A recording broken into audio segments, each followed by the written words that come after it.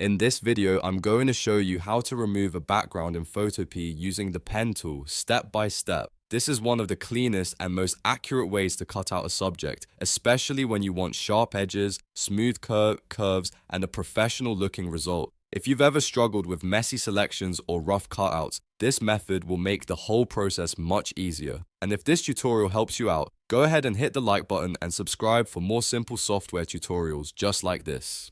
Alright, let's jump right in. First, open Photopea in your browser and load the image you want to edit by going to File, then Open. Once your image is inside Photopea, look over at the Layers panel in the bottom right. If your image is locked as a background layer, double-click it to unlock it. That turns it into a normal layer, usually labeled Layer Arrow. This is important because it gives you more flexibility when editing and masking your subject. Now, select the pen tool from the left toolbar. You can also press P on your keyboard to activate it quickly. Once the pen tool is selected, go up to the top options bar and make sure the mode is set to path. This is a really important detail because you do not want shape mode here. Path mode lets you trace around your subject and turn that outline into a selection later.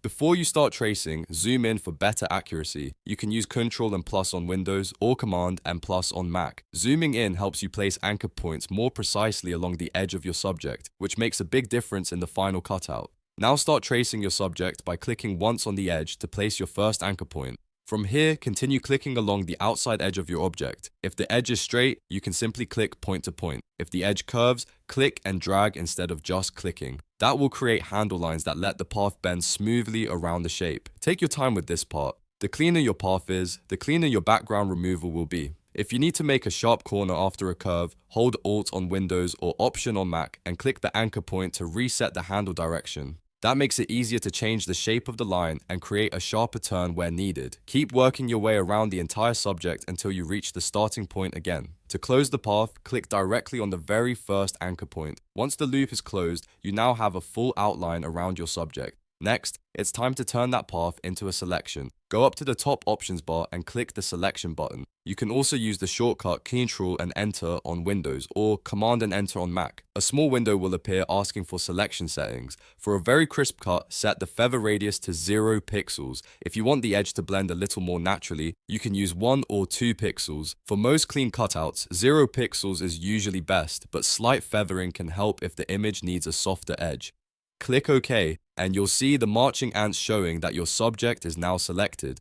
Now comes the final step, removing the background. Instead of deleting it permanently, I recommend using a layer mask. This is the safer and more professional method because it hides the background without destroying the original image. With the selection still active, go to the bottom of the Layers panel and click the Add Raster Mask icon. It looks like a rectangle with a circle inside it. As soon as you click it, Photopea will hide the background and keep only your subject visible.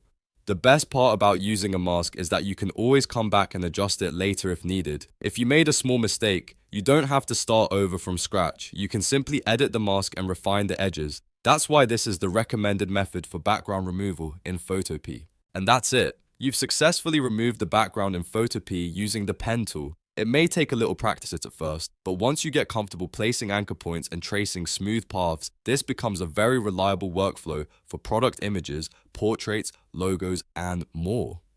If this tutorial helped you, make sure to like the video, subscribe to the channel, and turn on notifications so you never miss the next tutorial. Thanks for watching, and I'll see you in the next one.